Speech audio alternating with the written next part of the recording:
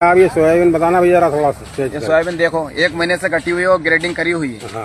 और जिसको कह रहे हैं कि अभी सुखा के लाओ इसको, जिसके बावजूद हम खरीदेंगे। अब मैं सुबह से परेशान हो रहा हूँ। हाँ। यहाँ पर पहले तो भावंतर की पंजी नहीं बनी, सुबह से अभी तक लाइन में खड़ा, जैसे तैसे वो पर्ची बनी, जिसके बावजूद हमने नीलामी करवाई। उसके बावजूद सेठ होने बता रहे हैं कि इसको 12% सुखा के लाओ, 12% करो, 14% है। मतलब 12 ये परसेंटेज आ गया मामला, इनका परसेंटेज का मामला चल रहा है और हम किसान सुबह से अभी तक परेशान हो और 1 महीने से सुखा रहे हैं और ग्रेडिंग करी हुई सोयाबीन है ये।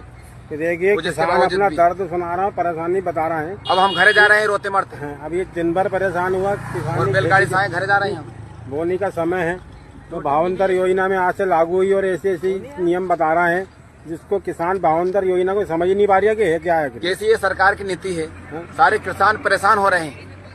सरकार को सरकार ने भाई आप कुछ कह रहे जाओगे भावंतर योजना से आपके समझ में ही नहीं आई कुछ। ये सही है, भावंतर नहीं चाहे कुछ भी समझ में नहीं चाहिए। अब इनको भावंतर में समझ में नहीं आ रही है कि भावंतर है क्या आखिर, कुछ समझ में नहीं आ रहा है भावंतर। माल इनको बिल्कुल 1 नंबर का माल, इसको नहीं लिया, इसको काट कर दिया है तो फिर जो है बेजड़ा माल तो उसको वो देख ही नहीं रहे होंगे, देख ही नहीं रहे कचरे के भावंतर योजना आपके समझ में नहीं आई समझ में। अरे सूखा माल ग्रेडिंग सरकार के लिए कुछ कहना चाहोगे, शासन के लिए?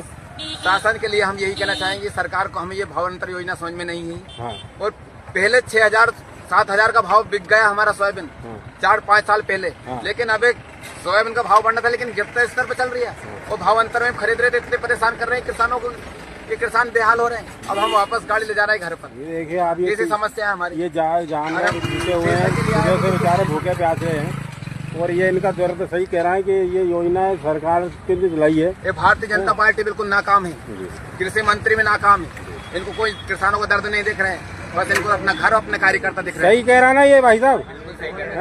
ये देखिए किसान की परेशानी, इसका दर्द जो छलक रहा है, मैं आपको बता रहा हूँ कि सरकार को जो है ऐसी योजना लाना चाहिए जिससे किसानों का हित हो, ना कि परेशानी। अब भी सुधर जाए नहीं तो वरना सरकार अब आगे टिकने वाली नहीं है। देखिए आप